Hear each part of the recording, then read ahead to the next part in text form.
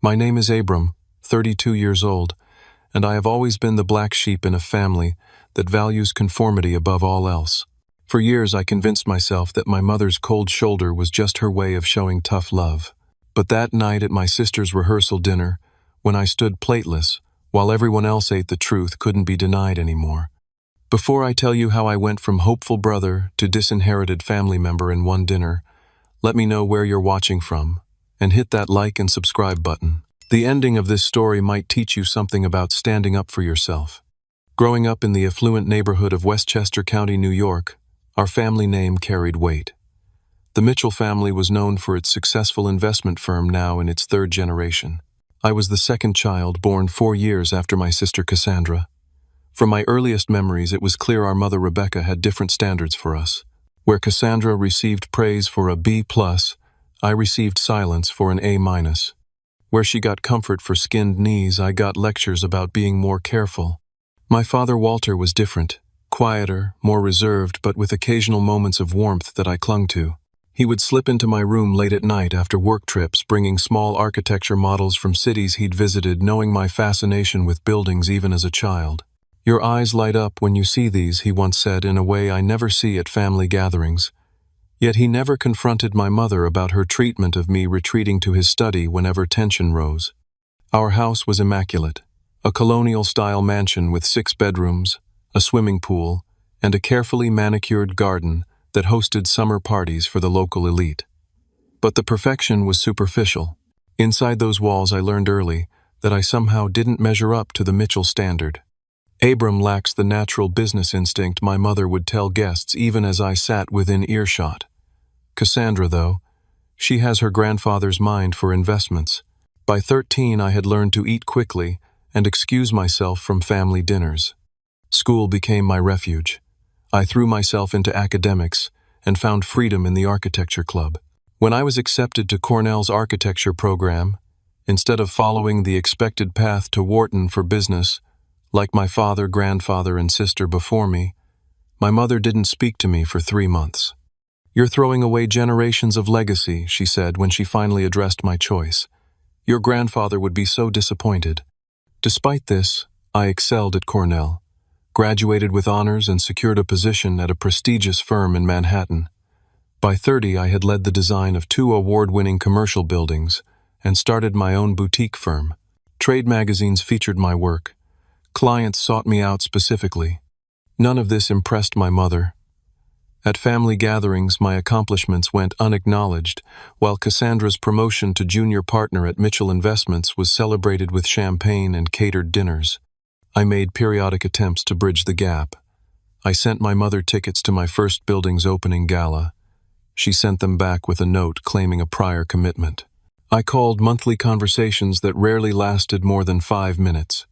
I sent thoughtful birthday and Christmas gifts, receiving only formal thank you cards in return, likely written by her assistant. When Cassandra called to announce her engagement to Tyler Wellington, son of another prominent family in finance, I congratulated her sincerely. We had maintained a cordial, if distant, relationship. She wasn't unkind, just caught in our mother's orbit, careful not to defy the family hierarchy. "The wedding's going to be huge," she told me, excitement in her voice. "Tyler's family knows everyone. Mom's already talked to planners at the plaza." "Sounds perfect for you, Cass," I said, genuinely happy for her. "Let me know how I can help." There was a pause on the line. "Actually, about that. The budget is getting out of hand. Mom and Dad are covering most of it, but with the guest list over 300 people now." I understood immediately. "I'd be happy to contribute, Cass. Just let me know what would help." The relief in her voice was palpable. "Really? That would be amazing, Abram. Maybe you could cover the floral arrangements. The designer Mom wants is asking $50,000. The sum was substantial, but I could afford it. More importantly, I saw an opportunity. Perhaps this gesture would finally prove to my mother that I was successful in my own right and worthy of her respect. Perhaps this family celebration could be the beginning of healing. "Consider it done," I told Cassandra. "Send me the details and I'll transfer the funds." In the months leading up to the wedding, communication increased. Cassandra sent photos of venues, dresses, and flower arrangements. I was copied on group emails about schedules and accommodations. For the first time in years, I felt included in family matters. The night before I left for the rehearsal dinner, I called my father. "I'm looking forward to seeing everyone tomorrow," I said, trying to gauge what reception awaited me. "It'll be good to have you there, son," he replied, his voice warm but tired. "It's been too long." "How's Mom feeling about the wedding preparations?" I asked cautiously. A pause. "You know your mother. Nothing is ever perfect enough, but she's pleased with how it's all coming together." "And about me being there?" Another pause, longer this time. "Just, maybe give her space, Abram. This is Cassandra's time to shine." I should have recognized the warning in his words, but I was too focused on the hope of reconciliation. The Westchester Country Club gleamed with old money elegance as I pulled my Audi into the circular driveway. Valets in crisp uniforms stood at attention, and string lights twinkled in the early evening air. I straightened my custom navy suit, one of my best designs created in collaboration with a tailor friend, and took a deep breath. Inside, the private dining room buzzed with conversation. Crystal chandeliers cast a warm glow over round tables draped in ivory linens. Centerpieces of white roses and hydrangeas rose from silver vases, and the bar in the corner was staffed by 3 bartenders serving top-shelf liquor. I spotted my mother immediately. At 63, Rebecca Mitchell still commanded attention. Her silver hair was styled in an immaculate bob, her posture perfect as she greeted guests in a designer dress that probably cost more than most people's monthly rent. She laughed and touched arms with the Wellington family, Tyler's parents, grandparents, and various aunts and uncles who had flown in for the occasion. Before approaching her, I circled the room saying hello to distant relatives I hadn't seen in years. "Abram, my goodness, you've grown up," my father's cousin, Patricia, exclaimed. "What are you doing these days?" "Still drawing buildings." Her tone was pleasant but dismissive. "I own an architecture firm in the city now," I replied. "We just completed a commission for the new Thompson Media headquarters." "How nice," she said, already looking past me to wave at someone else. This pattern repeated with several relatives. Brief greetings, minimal interest in my life. Quick exits to speak with more favored family members. I maintained my smile and made my way to the bar for a scotch. As I waited for my drink, I finally caught sight of Cassandra. She looked radiant in a white cocktail dress, her dark hair, so like our mother's before the gray, falling in soft waves. When she saw me, her face brightened genuinely. "Abram, you made it." She embraced me warmly, pulling back to look at me. "You look great. City life must be treating you well." "You're the one who looks amazing," I told her. "Happiness suits you." "Come meet Tyler's family properly," she said, linking her arm through mine. "His parents are eager to meet all the Mitchells." Tyler Wellington was tall and athletic, with an easy smile that seemed sincere. His handshake was firm. "Cassandra talks about you all the time," he said. "Says you're the creative genius in the family." Hardly I laughed, surprised by this characterization, but I do love what I do. "That Thompson building downtown is impressive," he continued. "My firm looked at leasing space there until we expanded our current offices instead." I blinked, caught off guard by his knowledge of my work. "You're familiar with it?" "Of course. It's been in all the architectural reviews. The sustainable elements while maintaining that classic New York aesthetic, really impressive work." His father joined us, a distinguished man with salt and pepper hair and intelligent eyes. "Tyler tells me, you're the architect in the family. Always admired people who can create something from nothing. We just move money around." He laughed good-naturedly. For a few minutes we discussed the current commercial real estate trends in Manhattan. The conversation flowed easily until I felt a presence behind me.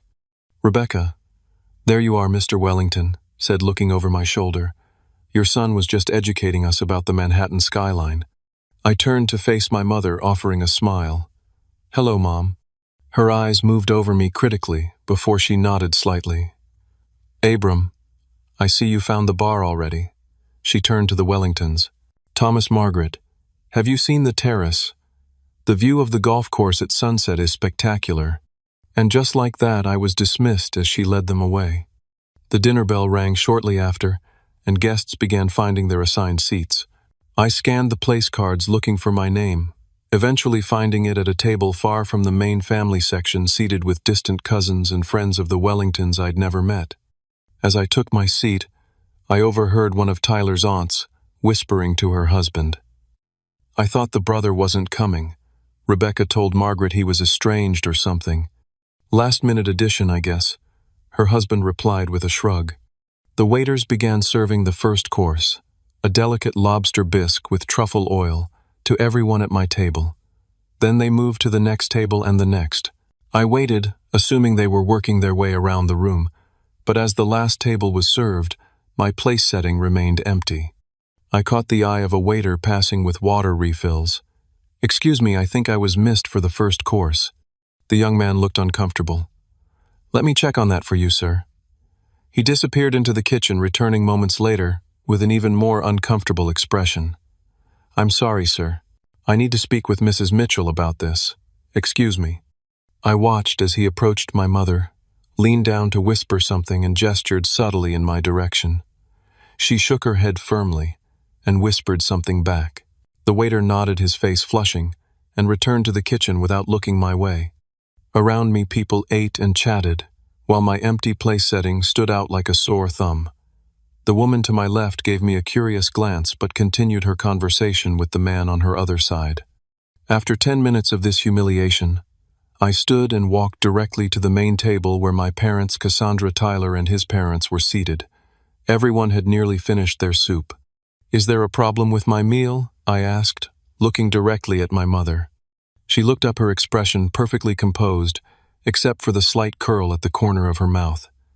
"I only ordered for family," she said, her voice low but clear enough for those nearby to hear. The table fell silent. Tyler's parents exchanged glances. My father suddenly became very interested in his napkin. "Am I family or not?" I asked, keeping my voice steady despite the heat rising in my face. "Don't do this. Not here," she muttered, still chewing her last spoonful of soup. Cassandra looked stricken. "Mom, what's going on?" "Of course Abram should have dinner." "There must be some mistake with the catering," Tyler's mother suggested kindly. "I'm sure it can be fixed." My mother's smile tightened. "No mistake. Just a miscommunication about the final guest count." She signaled to a nearby waiter.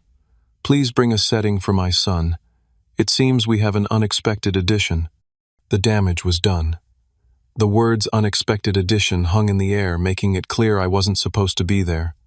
I stood frozen for a moment, dignity warring with hurt. "Abram, please sit down," my father finally spoke. "The waiter will bring your food." But I couldn't play along anymore. "Excuse me," I said, turning away from the table. "I need some air." The night air hit my face as I stepped onto the terrace, my hands shaking slightly as I braced them against the stone railing. Inside, the dinner continued. The gentle clink of silverware, the murmur of conversation, the occasional burst of laughter. Out here, crickets chirped in the manicured gardens, and a fountain bubbled nearby, sounds that should have been soothing but only highlighted my isolation. I pulled out my phone, scrolling to find the contact information for Maxwell Jenkins, the wedding planner Cassandra had been working with. I had his number from the group emails about flower arrangements and delivery schedules. After 3 rings, he answered. "Maxwell Jenkins speaking." "Maxwell, this is Abram Mitchell, Cassandra's brother." "Oh, Mr. Mitchell. Is everything all right with the rehearsal dinner?" His voice held professional concern. "Actually, no. There seems to be some confusion about my invitation. I just discovered I wasn't expected at the dinner, and apparently won't have a place at the wedding either." There was a long pause. I'm not sure what to say, Mr. Mitchell. This is awkward. "Just tell me what you know," I said, my stomach tightening with dread. He cleared his throat. "Your mother specifically instructed us to remove you from all guest lists 3 weeks ago. She said there had been a family disagreement, and you wouldn't be attending." The revelation knocked the wind from me. 3 weeks ago, right after I had transferred the $50,000 for the flowers, and my contribution to the wedding, the payment for the floral arrangements.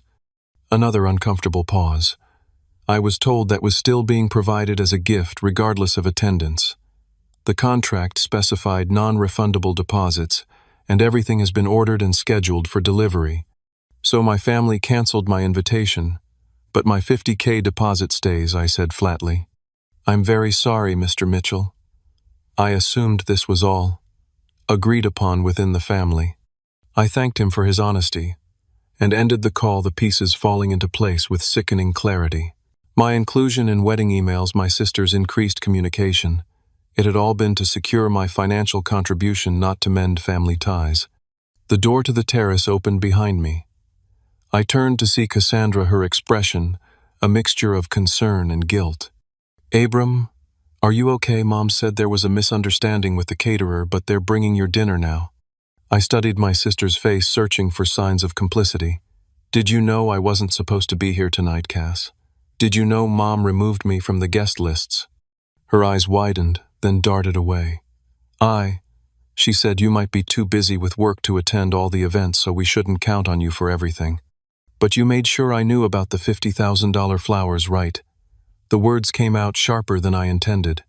Color flooded her cheeks. That's not fair. I wanted you here. I told Mom we needed to include you. But you didn't fight her on it, did you? You let her take my money and plan to exclude me. It's complicated, Abram. You know how she gets. The wedding is in 2 days, and everything has to be perfect, or she'll make everyone miserable. Tears welled in her eyes. Please don't make a scene. Not tonight. I laughed bitterly. Make a scene? Mom is the one who deliberately humiliated me in front of everyone by not even ordering me dinner. The door opened again, and Tyler stepped out, concern etched on his face.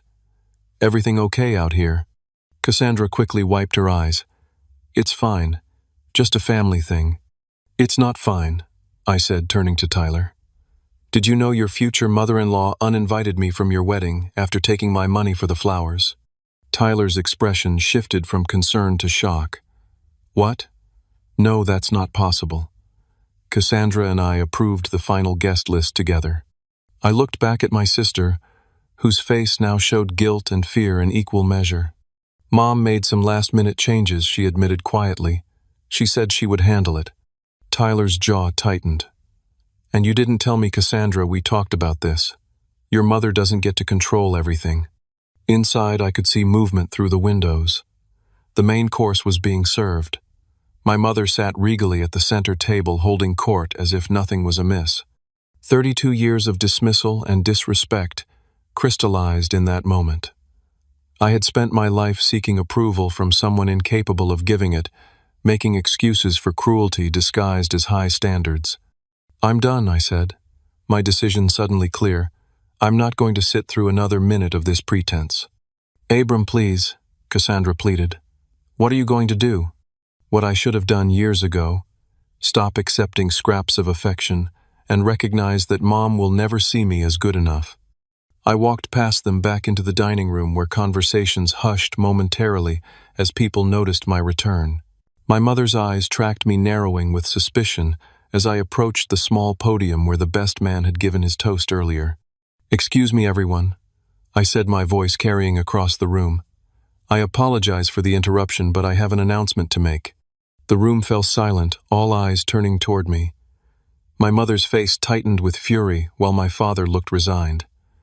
Cassandra and Tyler hurried back inside, stopping just inside the doorway. First, I want to congratulate my sister Cassandra and her fiancé Tyler on their upcoming wedding. I truly wish you both every happiness. I raised my water glass toward them, and others automatically did the same. However, I've just discovered something that I feel should be addressed. 3 weeks ago, after I contributed $50,000 to this wedding for the floral arrangements, my mother removed me from the guest lists without my knowledge. Murmurs rippled through the room. Tyler's parents exchanged alarmed glances. Tonight was simply the culmination of a lifetime of being treated as less than family. When I asked why I wasn't served dinner, my mother stated, and I quote, "I only ordered for family." That's enough, Abram, my mother cut in sharply, half rising from her seat. No, Rebecca, let him speak, Tyler's father said firmly, surprising everyone. I want to hear this. My mother sank back into her chair, her face a mask of controlled rage. I pulled out my phone and opened my email. I have here years of attempts to be part of this family. Invitations to important events in my life that were declined. Congratulatory emails about my professional achievements that went unanswered. Monthly calls that lasted less than 5 minutes. I began reading excerpts. The 12th of December, 2019. Mom and Dad, I'm honored to invite you to the opening gala for the Thompson Media, building my first major project as lead architect. It would mean the world to have you there. The response dated the same day. Abram, we have a prior commitment that evening. Perhaps another time. Mother. The 3rd of June 2020. Mom, my building just won the Urban Design Award. Thought you might want to know. No response was ever received. The 14th of February, 2021. Dad, I left you a voicemail about getting lunch next week. Let me know if Tuesday works. His response, your mother has planned a charity luncheon that day. Another time. I looked up from my phone to see uncomfortable expressions throughout the room. Cassandra was openly crying now, Tyler's arm around her shoulders. I've spent my life trying to earn a place in this family, believing that if I was successful enough, accomplished enough, generous enough, I would finally be accepted. Tonight has shown me the futility of that hope.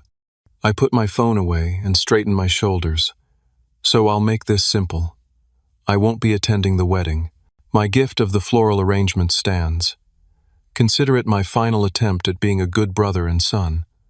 But I will no longer subject myself to this treatment. I turned to face the Wellington family directly. I apologize that you've been drawn into this family drama. Please know that this reflects only on the dynamics of the Mitchell family, not on Cassandra and Tyler's relationship, which I believe is genuine and loving. As I stepped away from the podium, Tyler moved forward, his expression resolute. Actually, I have something to say too, he announced, his voice steady. Mr. and Mrs. Mitchell, I respect you as Cassandra's parents, but what I've witnessed tonight is unacceptable. Abram is not only Cassandra's brother, he's an accomplished professional who deserves basic respect.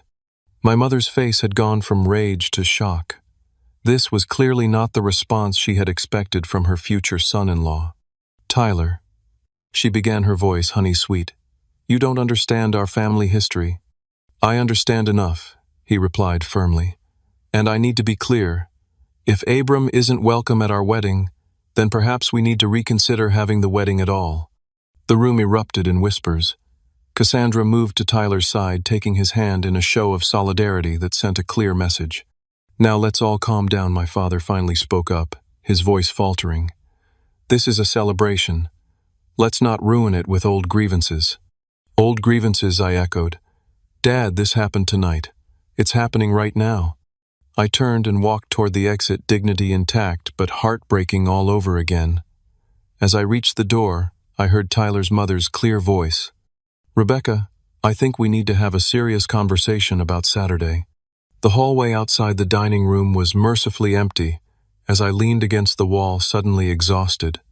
Part of me wanted to keep walking, to my car, back to my apartment in the city, away from the decades of rejection.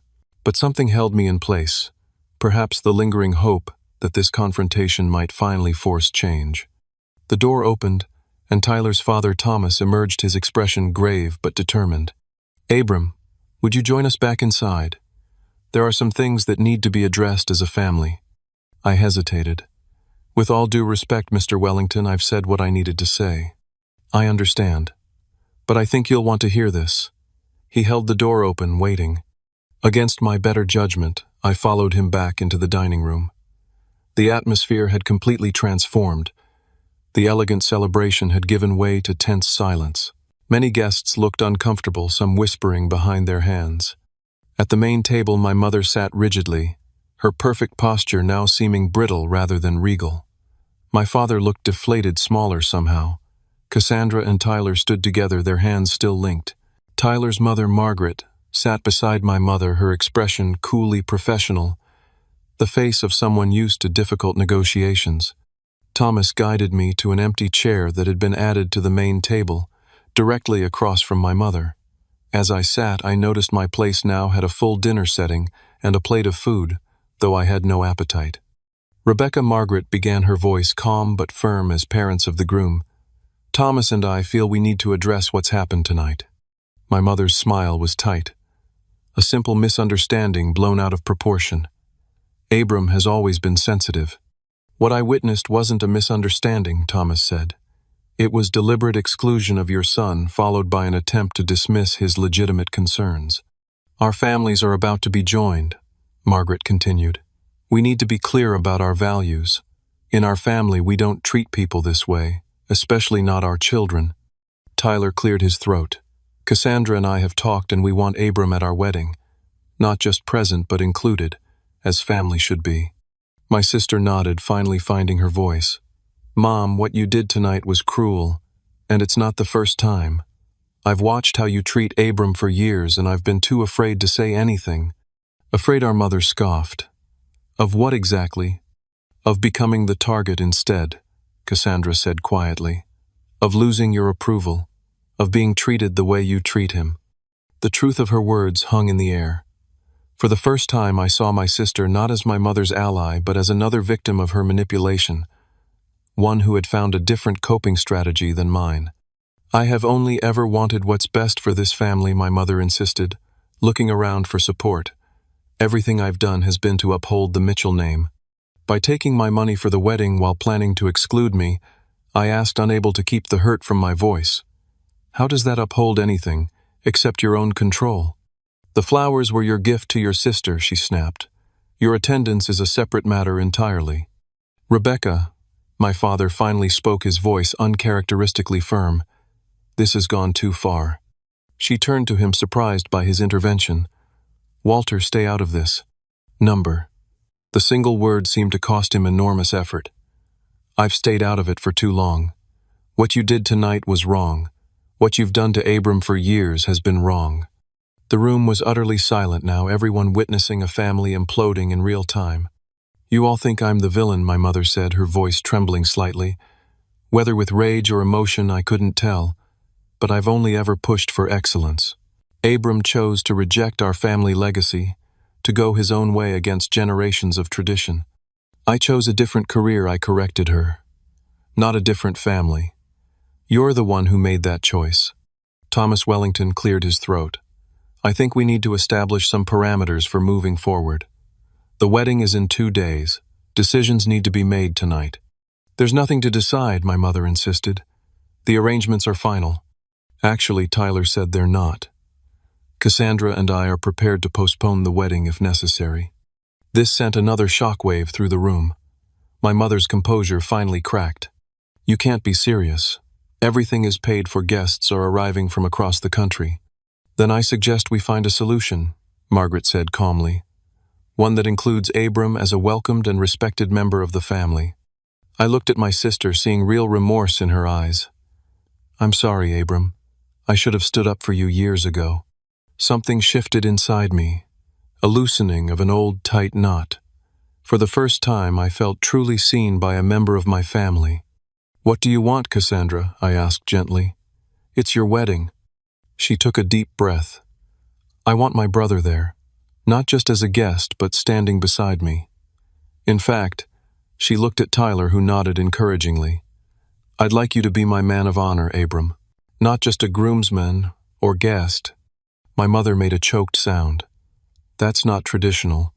The maid of honor is supposed to be. It's our wedding, Tyler interrupted firmly, and we decide who stands where. I was stunned by the offer. Are you sure? More sure than I've ever been about anything in this family, Cassandra said, a new strength in her voice. It's time to break some unhealthy patterns. My father reached across the table, and for the first time in years, placed his hand over mine. I think it's a wonderful idea, long overdue. The tide had turned. Even my mother could feel it, looking around at the united front facing her. She was losing control of the narrative she had crafted for decades. Fine, she said tightly. If that's what you want, Cassandra. It is, my sister confirmed. And one more thing. Abram's invitation wasn't the only one you changed without telling us. We'll need the original guest list restored. My mother's eyes widened slightly. Apparently, Cassandra knew about other manipulations I wasn't even aware of. Thomas raised his glass. Then I believe we have a resolution. To family, in all its complicated forms. Others around the room cautiously raised their glasses, the tension slowly dissipating as conversations resumed. The crisis had passed, but the dynamics had fundamentally shifted. As dinner continued, Tyler leaned over to me. "For what it's worth, I've been following your career for years. Your work on sustainable urban design is revolutionary. I'm honored to have you as a brother-in-law." For the first time that evening, I felt a genuine smile form. "Thank you. That means more than you know." Across the table, my mother maintained her composure, but I could see the calculations happening behind her eyes. She had lost this battle, but I knew her well enough to know she wouldn't surrender the war easily. Still, something profound had changed. I was no longer standing alone. After the rehearsal dinner finally ended, I retreated to my hotel room emotionally drained but strangely peaceful.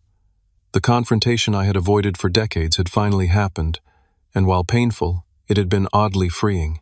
I loosened my tie and poured myself a drink from the minibar, replaying the evening's events in my mind. My phone buzzed with a text from Cassandra. "Can we talk? Tyler and I are in the lobby." I hesitated only briefly before responding, "Room 712. A few minutes later, a soft knock announced their arrival. When I opened the door, Cassandra's eyes were red from crying, but she seemed calmer now. Tyler stood slightly behind her, his expression a mixture of concern and determination. "Come in," I said, stepping aside. Cassandra immediately embraced me, holding on tightly. "I'm so sorry, Abram. I've been such a coward." I returned the hug, surprised by how much I needed it. "You were surviving the only way you knew how." We moved to the sitting area of the suite. Cassandra perched on the edge of the sofa while Tyler took the armchair, leaving me the desk chair. I knew some of what Mom was doing. Cassandra admitted, her voice small. "Not everything, but enough that I should have spoken up." "Why didn't you?" I asked, not accusingly, but genuinely curious. She twisted her engagement ring nervously. "At first, when we were kids, I didn't understand it. By the time I realized how unfairly she treated you, I was terrified of losing her approval.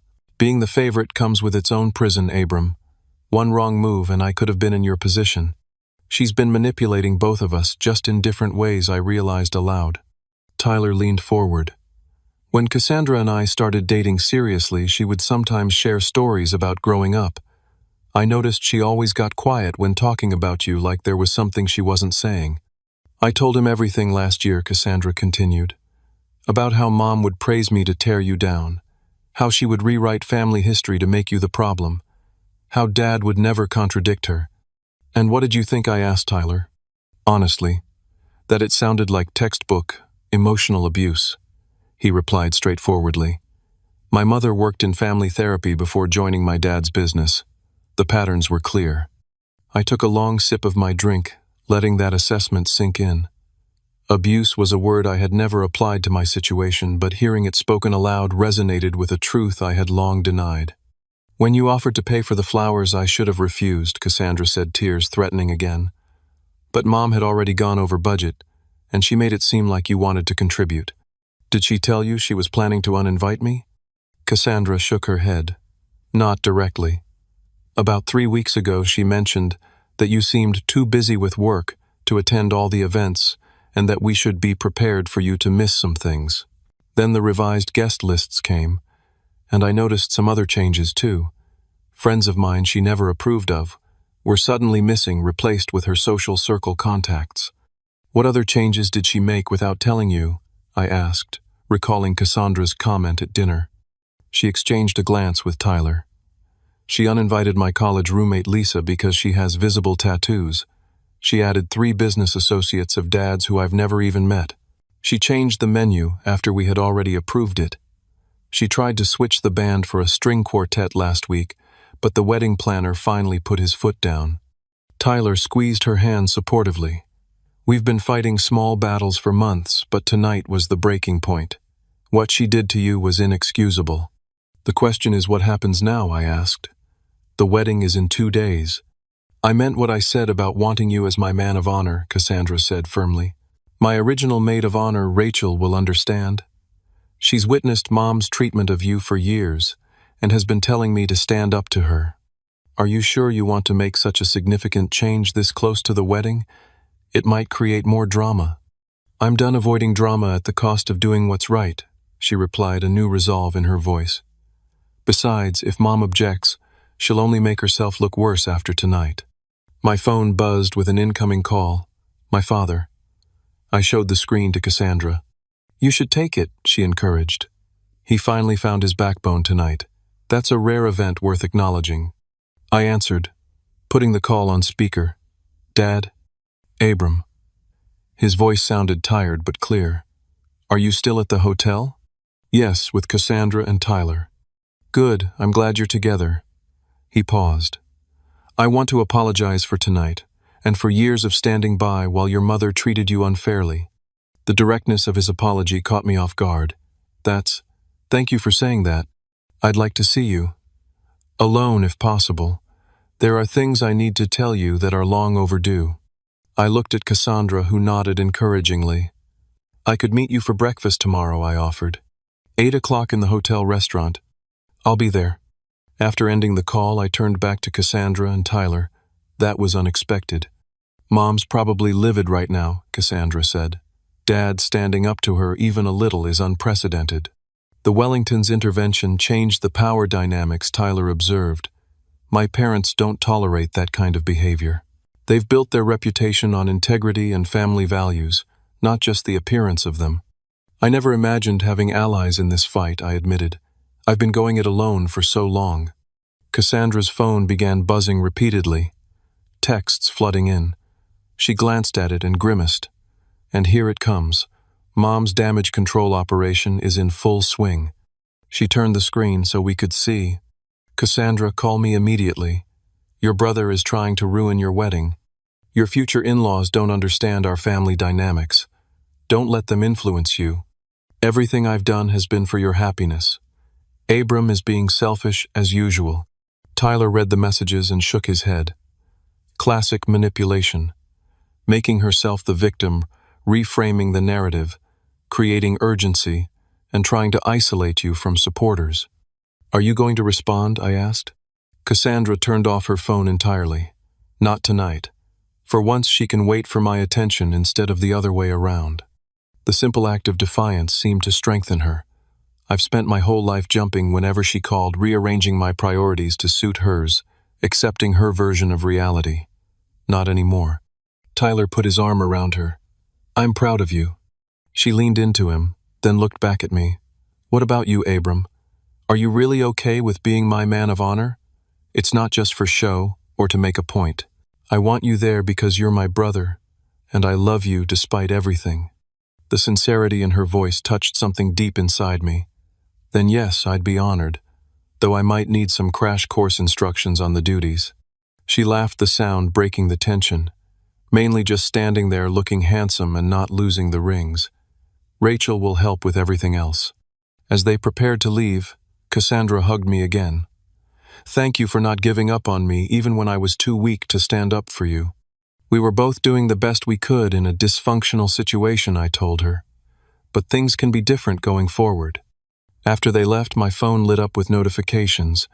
News of the dinner confrontation had spread rapidly through the family network. Text messages from relatives I rarely heard from began appearing. Abram just heard what happened. That was long overdue. Call if you need anything. Uncle James. Your mother has been impossible for years. Glad someone finally said something. Aunt Diana. Wish I'd been there to support you. Mom's been pulling the same tactics with extended family for decades. Cousin Michael. The support was surprising and validating, but also raised questions about why these people had remained silent for so long.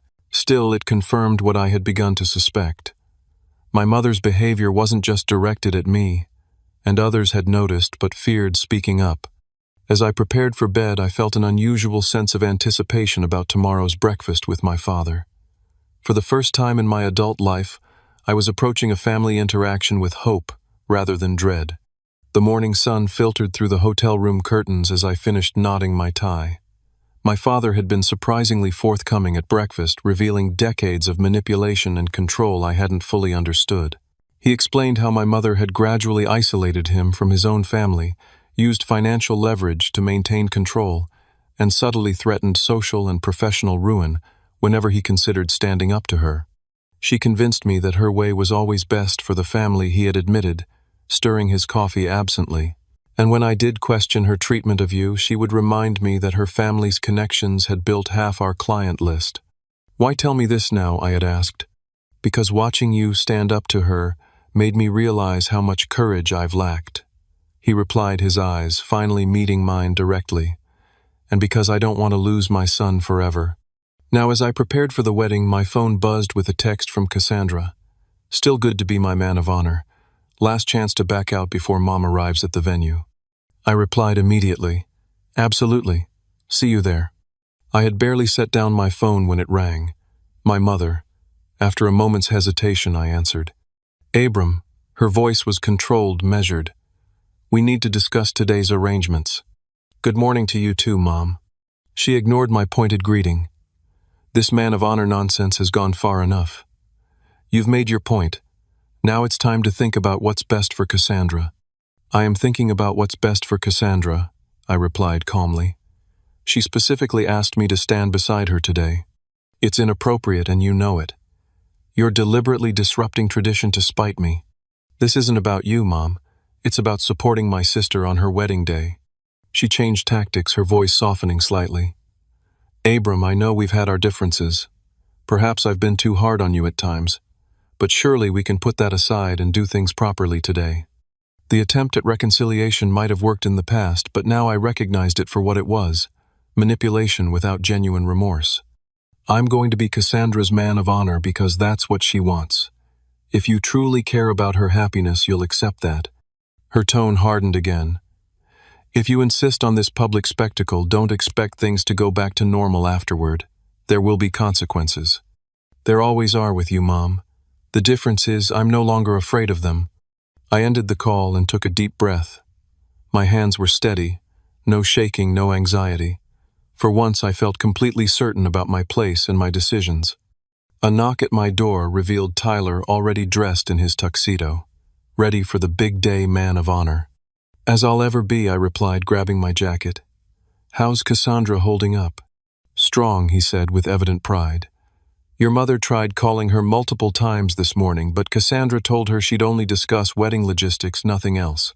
When Rebecca started in about the man of honor situation, Cassandra simply said, "That's not up for discussion," and hung up. That couldn't have gone over well. Tyler grinned. Let's just say the wedding planner has been instructed to keep your mother occupied with meaningless decisions about table arrangements to channel her control needs elsewhere. We shared a laugh as we headed down to the car. The drive to the Plaza Hotel was quick, the streets of Manhattan surprisingly clear for a Saturday morning. The historic venue gleamed in the summer sunlight, its elegance undeniable. Inside, wedding preparations were in full swing. Staff hurried about with floral arrangements. My $50,000 contribution on prominent display throughout the grand ballroom. I had to admit they were spectacular. Cascading white orchids, roses, and hydrangeas, with subtle greenery accents, exactly as Cassandra had described wanting. Maxwell Jenkins, the wedding planner, intercepted us near the entrance, tablet in hand and Bluetooth earpiece firmly in place. Mr. Mitchell, Mr. Wellington. Perfect timing. We have a slight situation with the seating chart. What kind of situation? Tyler asked. Maxwell lowered his voice. Your mother, Mrs. Mitchell, has been making adjustments. She's moved some guests and rearranged the head table configuration. Specifically, I prompted, already suspecting the answer. She's removed your place at the head table and created a separate small table nearby for you instead. Tyler's expression darkened. Put it back exactly as we approved yesterday, and station someone at the seating chart to prevent further unauthorized changes, I added. Maxwell nodded briskly. Already done. I've assigned my assistant Javier to guard it with his life. He gestured toward a young man standing vigilantly beside the display. Where is my mother now? I asked. In the bridal suite with the hair and makeup team. Mr. Mitchell, your father, is in the groom's lounge with Mr. Wellington's family. I'll check on Cassandra, I decided. Tyler, can you brief your parents on the situation? They've been great allies. We separated, and I made my way to the bridal suite, knocking softly on the door. Rachel, Cassandra's original maid of honor and college roommate, answered. She was already dressed in a flowing blue gown, her dark hair elegantly styled. Abram, thank God you're here. she whispered, pulling me into the room. "The Ice Queen is on a rampage." The spacious suite was a flurry of activity. Hairstylists and makeup artists worked on the bridesmaids while a photographer captured candid moments. In the center of it all, Cassandra sat in a white robe, her hair half done, looking tense, despite the festive atmosphere. My mother stood near the window, directing a florist on the exact placement of boutonnieres and corsages. She spotted me immediately, her expression souring. "This area is for the bridal party," she said coldly. "I am the bridal party," I replied, moving past her to Cassandra. "How are you holding up, sis?" Cassandra's face brightened visibly. "Better now that you're here. Did you see the flowers? They're perfect." "They are. You'll look even more perfect among them." My mother cleared her throat loudly. "Cassandra, the photographer needs some mother-daughter shots before you get into the dress." "In a minute, Mom. I'm talking to Abram. The schedule is very tight." "The schedule can wait 5 minutes," Cassandra interrupted firmly. The room fell momentarily silent, everyone sensing the power shift. My mother's lips pressed into a thin line, but she said nothing more, turning back to micromanage the florist instead.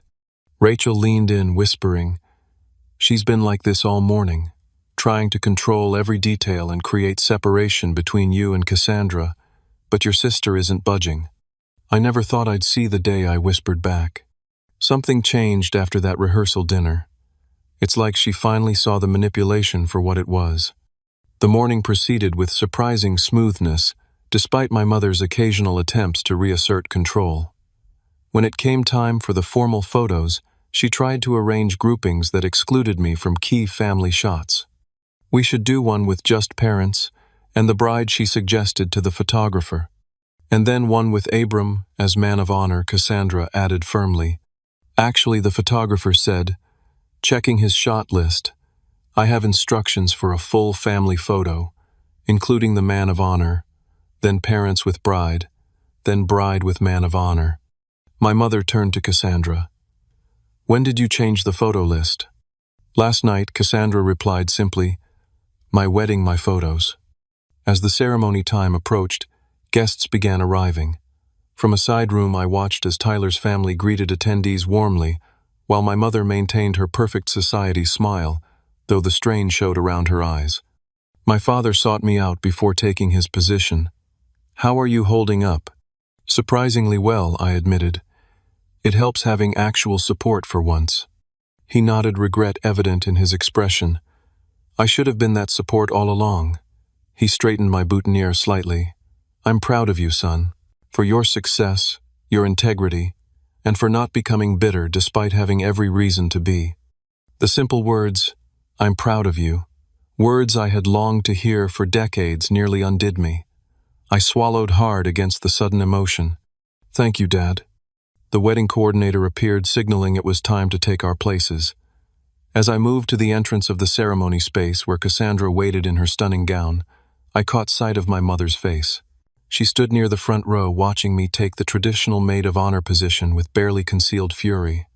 But when the music began and Cassandra took my arm for the walk down the aisle, nothing else mattered. My sister squeezed my hand gently. "Ready to do this?" she whispered.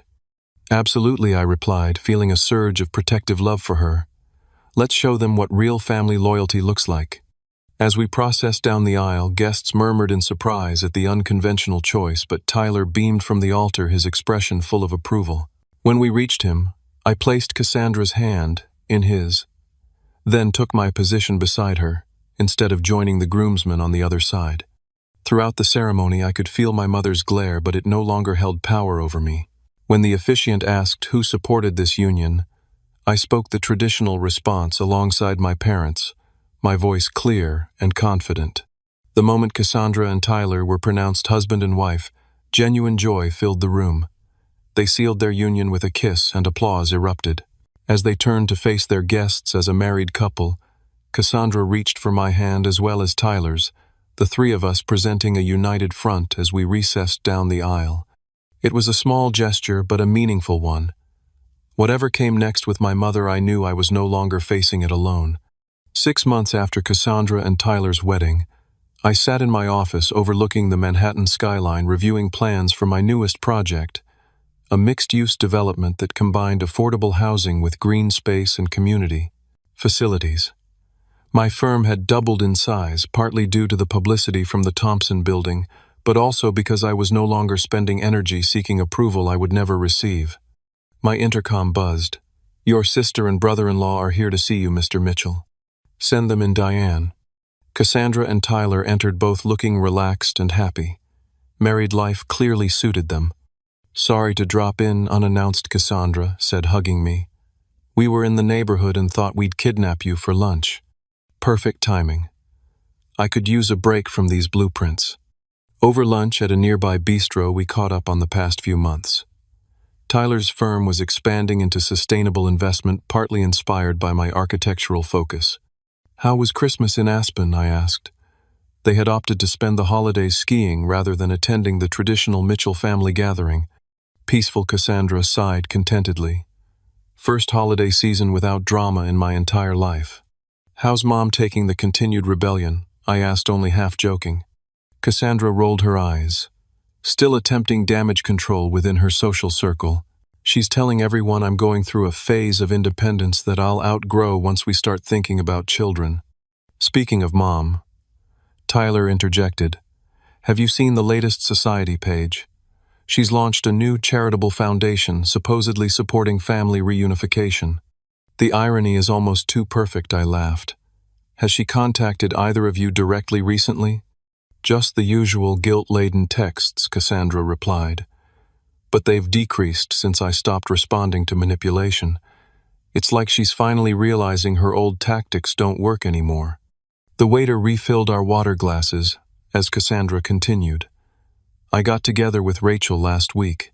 She said something interesting, that watching me set boundaries with Mom has inspired her to do the same with her own controlling mother." "Ripple effects," Tyler noted. "Standing up to toxic behavior doesn't just help you, it can empower others." That observation resonated deeply. Since the wedding confrontation, I had received messages from several cousins and even an uncle, all expressing similar struggles with my mother's manipulation over the years and appreciation for my public stand. "How's Dad doing?" I asked, taking a bite of my sandwich. "Better, I think," Cassandra said. "He started playing golf again, something Mom always discouraged because it took time away from networking. He mentioned possibly taking a trip to Scotland this summer, alone." "That's huge," I replied, genuinely surprised. Our father had never traveled without our mother in over 35 years of marriage. "He asks about you every time we talk," she added. "Seems genuinely interested in your projects." Our weekly lunches had become a tradition, my father making the effort to come into the city regularly. Our conversations were still sometimes awkward, 3 decades of emotional distance, not easily overcome, but they were improving. He had even visited my office twice, actually looking at my designs with interest rather than polite detachment. "What about you?" Tyler asked. "You seem different, more settled somehow." I considered this. "I think I finally stopped waiting for approval I'm never going to get. There's freedom in that." "Therapy," helping Cassandra asked gently. I nodded. After the wedding, I had finally sought professional help to address the years of emotional manipulation. Dr. Patterson says I'm a textbook case of the scapegoat child finding healthy autonomy. Apparently, there are whole books written about family dynamics like ours. "It helps knowing we're not alone in this," Cassandra said. "My therapist says the same thing, that the golden child, scapegoat dynamic is incredibly common in narcissistic family systems." Tyler squeezed her hand supportively. "The important thing is you both broke the cycle." And we had. In the months following the wedding, Cassandra and I had rebuilt our relationship without our mother's interference, discovering genuine common ground and mutual respect. We were becoming the siblings we should have been all along. "Oh, before I forget," I said, remembering the news I'd been saving. "Remember Jackson Powell, that developer from Boston I met at your wedding? The one who couldn't stop talking about sustainable urban renewal. How could I forget? You two disappeared for like an hour discussing building materials," Cassandra teased. "Well, he reached out last month about collaborating on a major revitalization project in South Boston. Mixed-income housing community spaces, local business incubators. Exactly the kind of project I've always wanted to do." Abram, that's amazing, Cassandra exclaimed. It gets better. The budget is substantial, and I'd be the lead architect with full creative control. It could be a career-defining project. You're going to take it right, Tyler asked. I signed the contract yesterday. They both congratulated me enthusiastically, genuinely happy for my success.